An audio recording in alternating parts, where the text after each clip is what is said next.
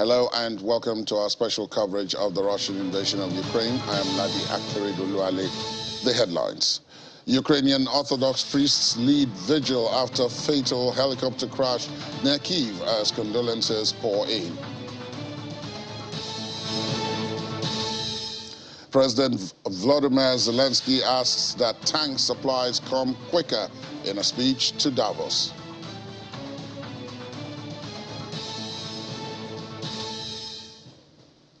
And Russian President Vladimir Putin says Russia's military-industrial might makes her victory inevitable.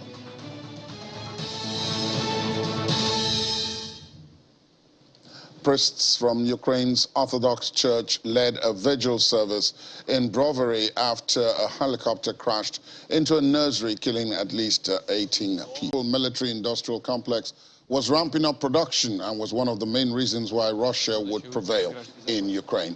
Mr. Putin was speaking to workers at a factory in St. Petersburg, which makes air defense systems, saying that overall military equipment output was rising even as demand for it was growing because of what he calls the special military operation in Ukraine.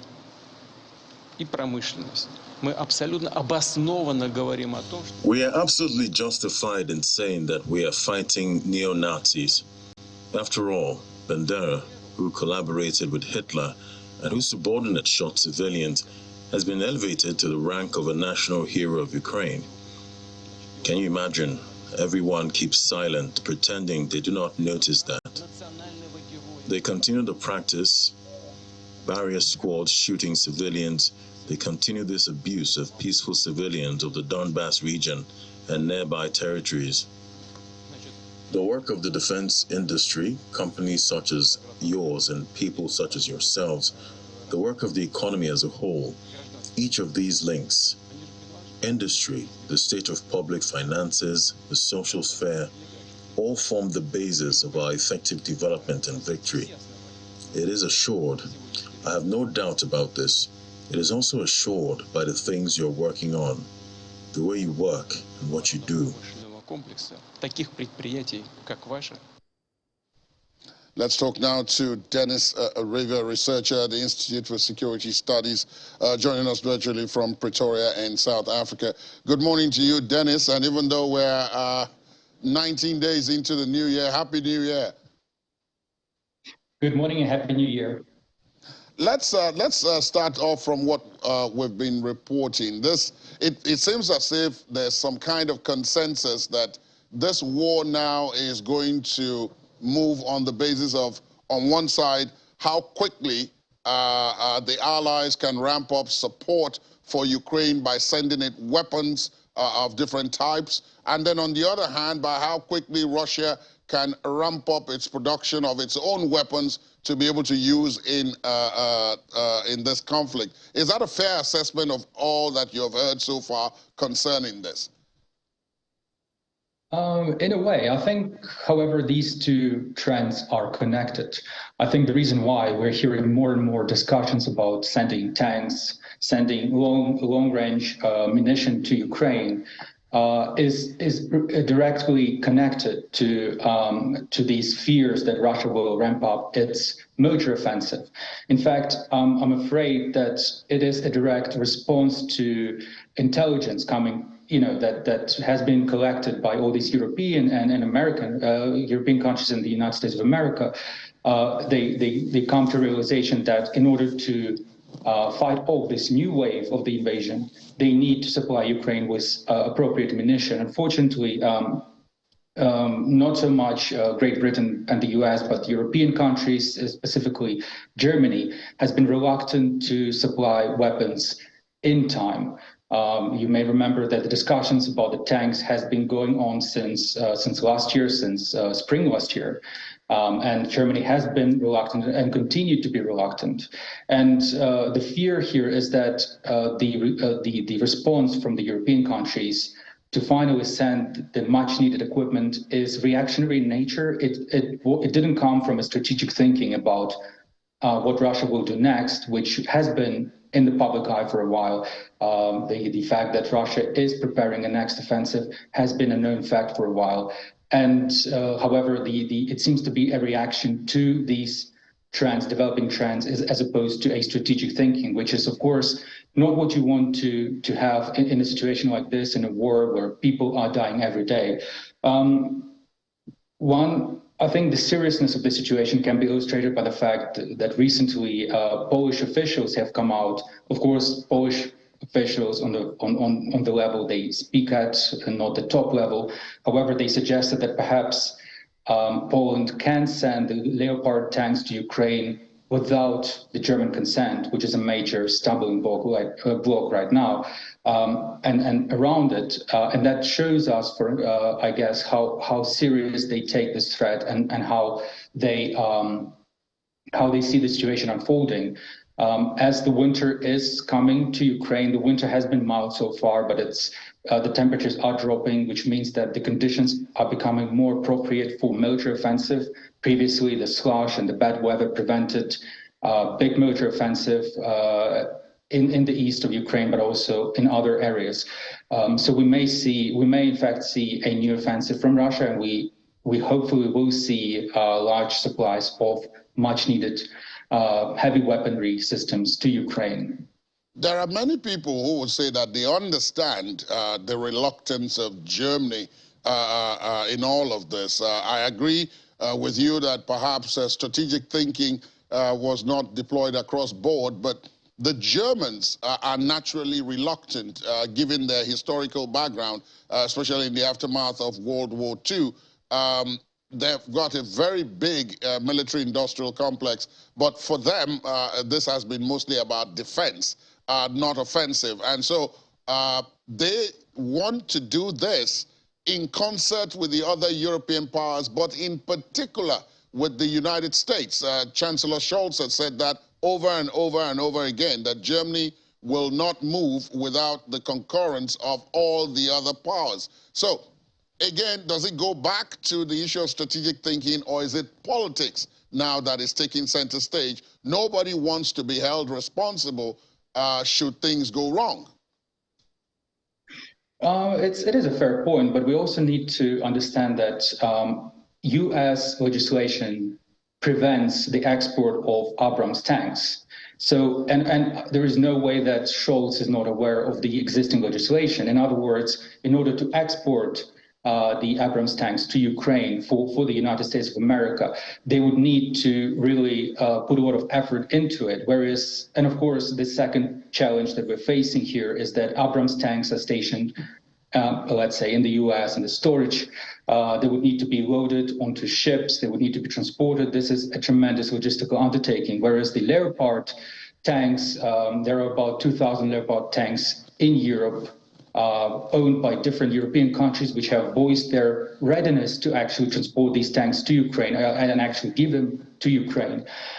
So that's one aspect of it. Of course, another aspect is, as you rightfully said, the sort of the historic perspective of it and the German relations. But we need to also remember that during the Second World War, while Russia the territories that are currently Russia were occupied by the Nazis, it was Ukraine that suffered the heaviest under the occupation. And it was the Ukrainian people who suffered the occupation because for the duration of the war from 1941 to 1944, Ukrainian territories were fully occupied and the Ukrainian people felt the brunt of this occupation. So in that regard, what we may also consider is the efforts that Russia undertook over the past, I think at least since 2006, to develop good relationships, not just with Germany as a country, but with German elites and German people in key positions. And we see it was a major problem where a lot of German officials would often take trips to Russia, and they would receive special treatment, and once they retire, they would be given a very lucrative positions in top Russian state-owned enterprises on the board of directors. So there was this is another aspect that has to be considered, the sort of for the lack of the better word, grooming that has been done since 2006 by Russia to capture the German elites, and by all intents, this hasn't been a resolved issue. Of course, it is a matter of sort of short-term political responsibility of sending these tanks and what that may look like, and what will happen if Western equipment somehow results in the death of lives of civilians in Russia. On the other hand, however, we need to think strategically, and aside from us, the European countries are expected and should be thinking strategically. And what will happen if, as reports are now circulating, what will happen if Russia mobilizes another 700,000 troops and stages an invasion from the side of Belarus or in different areas? And the cost to human life, the economic cost to Europe, will be much greater. So it is really a playoff. And if we think about it strategically in the long term, I think the answer is very simple, that it's now, the before I only let you sensible go, solution. before I let you go, and because of our time, I must quickly drop this in. On the other side, the Russians are not folding up and going away. The president of Russia in the last couple of weeks, I mean, in the lead up to the end of last year and since this year began, has been visiting the military-industrial complex. In fact, there was a report of him really upset with the trade and industry minister about the pace of production of weapons, and there was that report. So again, the Russians have their own production facilities, which they're ramping up. They're making no secret of it. And then they can expect support from the likes of Iran, which has already supplied them drones, and possibly North Korea and perhaps China. So it's like this is a delicate balance, isn't it? It is, but there was an interesting article written in December by Wall Street Journal, which explored how the decision-making is done, and in particular, the role that Putin plays in this war.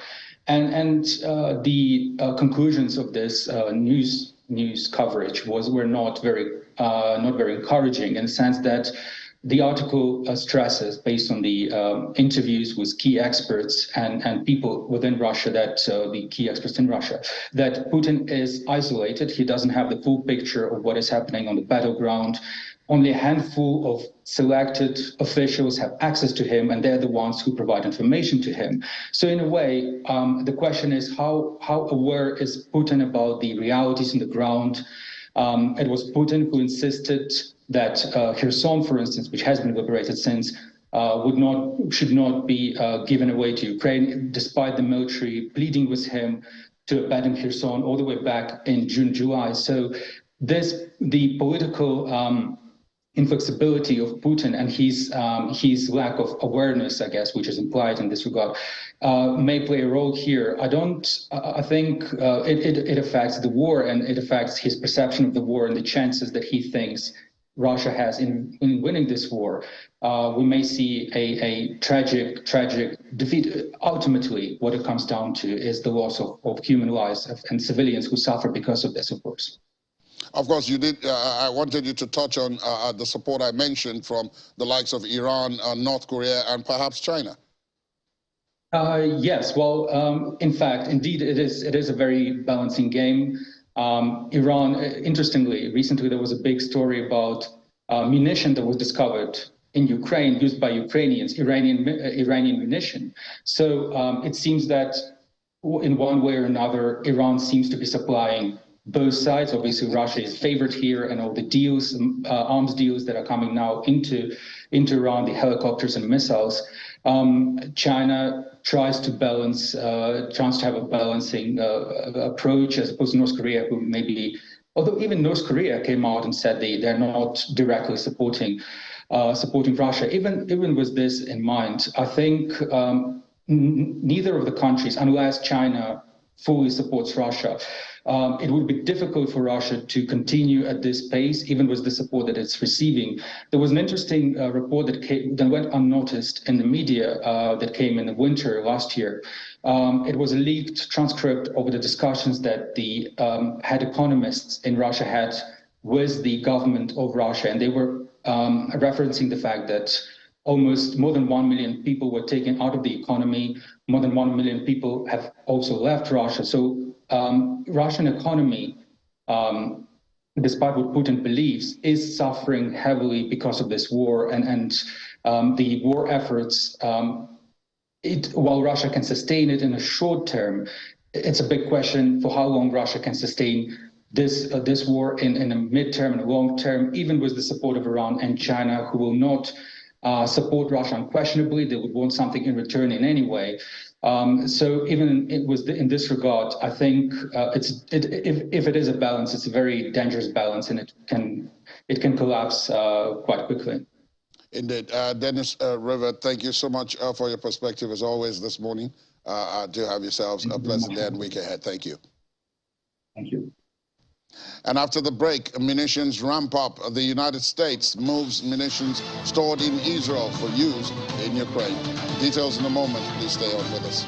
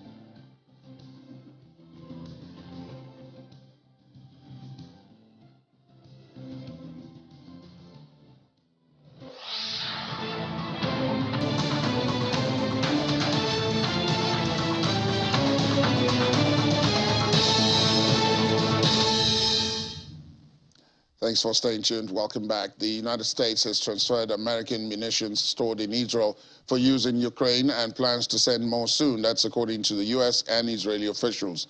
A U.S. official has told the media that they have moved some of the 300,000 155mm shells that the U.S. and Israel agreed would be transferred, and that there are plans to move the remaining amount in the coming weeks. Israel's defense spokesperson, Richard Hetch, said that the Americans notified the Israelis a while ago that they were, in fact, transferring the munitions. Mr. Hetch said the munitions were U.S.-owned and that their movements are America's business and that they don't need Israel's permission to do so. Let's talk now to Major General Pat Akim Wenger, military strategist and former commander of 4 Mechanized Brigade in Benin City. He joins us from our Abuja studios. Good morning to you, General. Thank you for your time. Good morning, Latif. Good morning. And indeed, Happy New Year. I don't believe we have spoken this year. No, we have not. Happy New Year. Happy New Year to you. This is very serious business, and I believe that somebody in your position can help us understand this a little bit better. All these issues about production of weapons, acquisition of weapons, transfer of weapons is all very delicate, particularly because those who are in position, those who own this equipment want to be sure that they don't end up in the wrong hands. Those who are receiving them have to receive training on their use, their appropriate use, and all of that. What do you make of everything that is happening? Because on both sides, it does appear as if they are now ramping up the issue of munitions production and transfers. Okay, Ladi, the stakes are very high. The stakes are very high. On the part of Russia, with particular respect to President Putin, what the West terms his imperialist ambitions are at stake. His political survival is at stake. So Putin is going to play the long game. And that is why he's trying to make the best use of what they can produce locally. But those efforts are hampered by the fact that Russia is under heavy sanctions, and some of the components that they need to produce weapons are going to come from outside. So they're not getting that. And that is why that impatience that was expressed openly with our minister came to light. Okay, so on the part of the West, the defeat of Ukraine will be the defeat of the West. It will signal that Putin has prevailed. And so it's getting to the point where something decisive needs to take place. And part of that is that Ukraine should be able to hit Russian positions in Crimea to disrupt logistics, movements and storage, to kill the massive number of troops that are there. So that is why the incremental supply of weapons has been ramped up to the pace that we are seeing. And it's calculated that the Leopard tanks from Germany that are already in Europe that can be given to Ukraine with permission from Germany, with the waivers, that they can be very decisive. Why Ukraine may not get the Abrams tanks because of various reasons, including the fact that they go about 3 kilometers per gallon. The consumption of waste is too much, and then the logistics to maintain them is too high for Ukraine to cope with. The supply of the Bradley and the Striker tanks will make a huge difference. Of course, the British government has already approved the supply of 14 Challenger tanks. So the ramping up is to make sure that Ukraine is able to hit positions deeper than what they are doing now. So the stakes are extremely, extremely high. Ukraine cannot be defeated because that will signal the defeat of the West. Russia, Putin is prepared to play the long game. Whether it is sustainable remains to be seen. But he feels that he can wear out the supply, the support of the West, that he can take it on a long haul, and then perhaps the Ukrainian populace will become tired and be calling for negotiations. So basically that is where we are. The ramping up of weapons is because the West has decided to change its strategy. The initial thinking was that if we hit Russian positions deeper, that Russia will react in a way that may include even deployment of tactical nuclear weapons. They've calculated that that is not going to happen. And so that is why the ramping up is taking place at this scale. Now, you've commanded troops, as I said in your introduction, so my next question should be right up your alley. My last guest, just before we took the break and came to you, referenced the fear of virtually all the countries in Eastern Europe, which is that the Russians, even though the news tended to just pass, are preparing to mobilize additional troops. The figures vary depending on who you speak to. Between 700,000 and 1 million or 1.5 million additional troops. The Polish president is the first who has actually said what it was that they are afraid of, which is that with Belarus in Russia's corner, it is possible to open a new front up north and attack Ukraine from that end. And if that happens, the Western allies who have supported Ukraine so far will have to come into this battle physically. This will not be about sending tanks, because the Ukrainians are likely to be overwhelmed, fighting on so many fronts, and because the Russians have overwhelming superior numbers. Is that a fair comment, and is this a real fear? Yeah, it is real. The reality is this. Putin's initial calculations and objectives have not been discarded. It's likely also to attack Kyiv. He has not given up on that. And this law in the fighting that was brought about by the martial nature of the terrain has given some able room for the building up of troops and logistics. So it is true that Putin would still want to achieve those original objectives to show that he has not been defeated. But to calculate that, look, the Belarusian president is very reluctant to get into this war because he knows the implications. So yes, Putin can attack from that front. And you will recall that those exercises that they did initially were precursors to the invasion. And the exercises they are doing now are also precursors to this new offensive. So the new offensive is calculated to achieve the original objectives. But to say that the other nations will come into this war I think is unlikely. Let me say that, because Putin will not want to do anything. He's not foolish. He will not want to do anything that will bring that large scale of forces against him. Look, if you are fighting Ukraine and you are struggling, how are you going to cope with NATO coming in? And if NATO comes in, the war has totally changed. Everything will be possible at that stage. So I don't think it will get to that stage. I think that Putin wants to achieve those original objectives. They've suffered a lot of humiliating defeats, and he wants to save face. He's going to position himself in a manner that when the time comes for negotiation, he will still be holding those regions that he's holding. That's the calculation.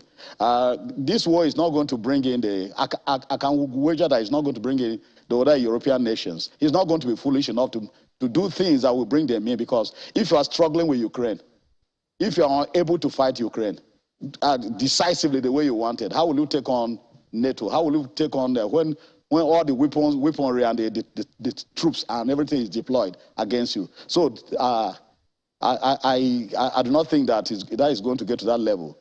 But again, mistakes happen in war, so we can't rule it out, but the percentages are very low. There's a visual I'm watching, and I'm hoping that they will put it on the screen as we speak now. This is high stakes now, because the Russians have also made a personnel change at the top of the forces that are in Ukraine. This will be the second change in those forces.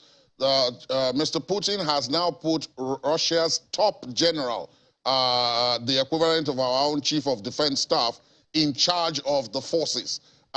Does this speak to perhaps a change in strategy to be expected? Because it did appear as if the man who was put in charge only last month or so was supposed to be someone who was to implement a different kind of strategy. General Gerasimov, who we're looking at in the picture here, standing with Mr. Putin and another official, is an entirely different kettle of fish. And people are now studying him since he's now taking charge. What do you think? Well, actually, the changes, this is the third general in charge. This is the third. This is not even the second. This is the third. Now, if you are changing generals in charge of war at this pace, it means that things are not going well. And if you were a chief of defense staff and you suddenly become a theater commander, then it also means that you have been demoted. So let's get that straight out. The next thing that you need to look at again is the fact that this thing has very little to do with the personalities in charge. It is the configuration of the war itself, and the training of the troops, the equipment, the morale. I mean, if I'm trying to mobilize your nation and people are running away, and then you end up with even prisoners being made to fight by the Wagner group, then you know that things are not going well. This change was precipitated by the fact that a large number of Russian troops were killed in that strike on that barracks. So the criticisms from those who support the war became too heightened and too loud. So Putin needed to do something. So to move your chief of defense staff to become to the position where he is now indicates clearly that things are not going well. And I dare say that the amount of people you change does not really matter, because these are top generals. The one that was removed was actually very effective in Syria. So if you are changing them at this level, you will need to rethink the battle strategy, the battle strategy, the war strategy. The strategy behind it is the supply of weapons, the supply of well-trained troops, putting them into war, because this thing has been going on and they've also had attrition. Russia has lost troops and lost equipment. The same thing with Ukraine, but you see, Ukraine is not changing generals the way these guys are changing them. So something is fundamentally wrong that injecting a new general will not cure. They need to rethink the whole strategy, the whole concept of what they are doing. Ukraine is not sitting and waiting. Ukraine has the determination to fight, and they are fighting. Indeed. Major General Pat Akinbenga, thank you so much for your time and for your perspective, unique perspective, I must add, on this issue. Thank you so much for your time. Thank you so much, Daddy. And after the break, former British Prime Minister Boris Johnson is awarded honorary citizenship of Kiev. Please stay on with us.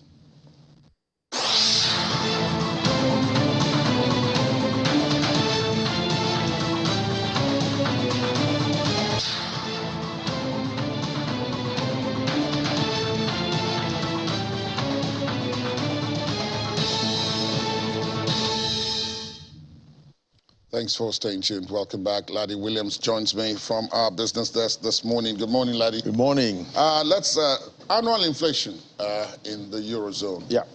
Is cooling. You said this yesterday. So, I mean, again, do I say that we shouldn't be surprised? Yeah, we shouldn't be surprised, but obviously it's a good sign. You know, it's a nice sign. Yeah, it's something that's becoming a trend. You know, gradually. You know, we're seeing November, slowing. December rates also, slowing down. But at the same time, even though we're seeing all this slowing, we're still seeing the central bankers still on edge. They're still telling investors, don't get too comfortable. This does not mean that we're gonna, pivot from our rate hikes. We're still gonna keep doing what we have to do to bring inflation down to the target.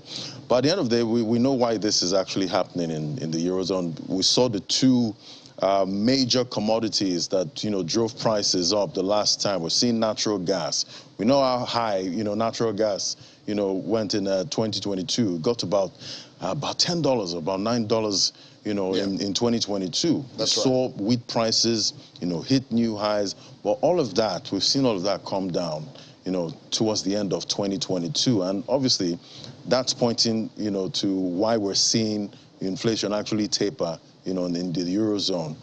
Obviously, they didn't get the coldest winter they actually expected. Right. That also helped. And, with storing all the gas they needed, so all of that, all of the plans put in place. We've seen Germany, they've launched how many floating terminals now, for LNG. So all of that is helping, keep the Eurozone, from the dreaded recession we did here. But even though at Davos, that is still what's being echoed, for 2023. So we're still watching. We're watching. On the other hand, of course, the Russian consumer price indexes are also slowing. Exactly. And is that good news, perhaps? Good news somehow. But we know there's a reason for why it's going down in Russia. It's because we're seeing consumer demand actually slowing a lot in Russia, which is due in parts to the mobilization campaign. Indeed. So that's why we're seeing inflation actually slow in Russia. It's not the same reasons we see in other parts of the world. So at the end of the day, they will take it. It's a good economic data for Russia. So they're putting that out there, and they're expecting the central bank of Russia's forecasting that consumer prices will range between 6 to 7% in 2023, which is also quite good. Yeah, good. But the U.S. Fed policymakers are not listening to any of this. They're saying that they are going to hike rates, that they're calling for more hike rates because they still believe inflation is a problem. Yeah, because when you look at how the Fed, we get the policymakers, the members actually speak. And there's this undertone, when they talk. They don't want investors to get too excited. They keep saying it every time because we saw how the markets actually rallied early in January. Even the crypto market, everything was in the green. But now we're seeing a pullback in most of these markets. And obviously it's because they need to take profit. It was an amazing rally. But now they're using every negative data they can to actually take profit, and that's what we saw, and that's what we're seeing, this week. So we've seen the Fed actually, some of the members there talking about how they will keep raising rates, but the question now is by how much? How aggressive are they going to be? We already saw them pull back in December, and investors are expecting they would either stay at that level of pullback or even pull back further. Or maybe 25 basis points might be on the cards. But we see the Fed, they keep talking, they keep saying, do not expect this. Don't get too comfortable. Exactly. And so when we do it, you wouldn't say that this was not what you expected. So we see them, taming, trying to tame the markets, at this point. That's how I see it. I see them, looking for ways to tame the market. Don't get too excited. We're still going to keep raising rates, so regardless. And keep your gunpowder dry because you're still going to need it. There's one more trading day. It's been a rough week, really, for investors generally. I mean, apart from the issue of rate hikes. What else is causing that? So we also got some economic data from the U.S. So the PPI, it didn't come out as expected was then they also had, you know, issues with producer prices, you know, going up. So all of that negative data is echoing more of that recession gong at this point, because, you know, getting more, if more weak data keeps coming out from the US, it shows that at least the Fed is going to be happy with that, because bad news, bad economic data is good news for them. But at the end of the day, there's still that fear, you know, of recession in 2023. And we're seeing, you know, the Fed trying to see how they can weigh this and make get some kind of soft landing, you know, for the economy. But it's looking harder and harder because they still want to get to that target. They might go above 5%, you know, when they're done with the whole rate hikes. But we're seeing the markets actually this week, to me, it's just profit taking, because at the end of the day, when you look at the technicals, you see that these markets are oversold on all time frames. So some investors are seeing this and saying, you know what, I'm ready to get my skin into this market. But at the end of the day, there's still that caution, that nagging, because if you another shoe is going to drop. Because anything you invested in 2022 before February, risk asset, you are down. There's no question about it. You're that asset, you're down maybe 50 or 60%. Exactly. So it's those that are ready to, you know, pick up some of those dips right now, might be, or who picked up some of those dips in 2022. Might be the ones who need to get out of it, or who are going to try to make profit now and get out of it. Exactly. So there's just so much caution, even though we're seeing green. Indeed. Thank you, Ladi, as always. Ladi and his crew will be on Business Morning and Business Incorporated today, as always. Thanks, Ladi. Thank you. Let's take a look at the sports here coming out of the conflict. Here, Russian ambassador Alexei Pavlovsky has accused Australian Open tennis organizers of, quote, sacrificing the spirit of fair play after their decision to remove a Russian flag from courtside and enforce a blanket ban on all Russian and Belarusian flags at the competition venues. The Russian flag had been displayed during Ukrainian Katerina Bendel's first-round women's singles victory over Russian Kamila Rakhimova, and also as Daniil Medvedev defeated the American Marcus Giron. It had been held by Russian-born Eugene Routman, who has lived in Australia since the age of 5. Routman wore a T-shirt showing a well-known picture of Russian President Vladimir Putin riding bare-chested, but with devil horns superimposed beneath a slogan reading, Mother Russia. He claimed the gesture mocked the Russian president and denied that he had taunted Bendel during the match. And finally on the program, former British Prime Minister Boris Johnson has been made an honorary citizen of Kiev by the city's mayor Vitaly Klitschko at the Ukrainian house in Davos on the sidelines of the World Economic Forum. Mr. Klitschko presented Mr. Johnson with the award in recognition of his vocal support for Ukraine following the invasion by Russian forces in February of 2022, as well as Britain's supply of arms to Kiev, most notably the M270 multiple rocket launchers and thousands of NLAW anti-tank weapons, drones and loitering munitions. Earlier in the week, Britain had pledged to send 14 Challenger 2 tanks and other heavy weaponry to Ukraine. In July of 2022, the former British Prime Minister presented Ukrainian President Volodymyr Zelensky with a Sir Winston Churchill Leadership Award for what Mr. Johnson's Downing Street office described as incredible courage, defiance and dignity in the face of Russia's invasion. Thank you very, very much. My freedom pass for the Kiev metro and buses. Look, I just want to say what a huge honor this is. I first met Mr. Mayor many years ago when I was Mayor of London. And he came to see me and he said, come to Kiev, and I did when I was Foreign Secretary, and you very kindly gave me a tour of your city, your beautiful, beautiful city. And I talked to many Ukrainians. And I realized then that if Putin was ever so mad as to invade Ukraine, that Ukrainians would fight and that they would win. And that is what is going to happen. Yes. And there is no doubt in my mind at all that Putin has made a catastrophic mistake. And the only thing that we in the Friends of Ukraine have got to do now is to continue our support for Ukraine with tanks, with planes, with whatever it takes with financial resources until Ukraine wins and Ukraine is once again a free, sovereign and independent European country. And that is what we all want to achieve. That is what we're aiming for. Thank you. Thank you for your... Thank you for... All right, that's our wrap on the program this morning. Thanks for being with us. My name is Ladi Akeredoluale. Do have yourselves a great day ahead. Good morning.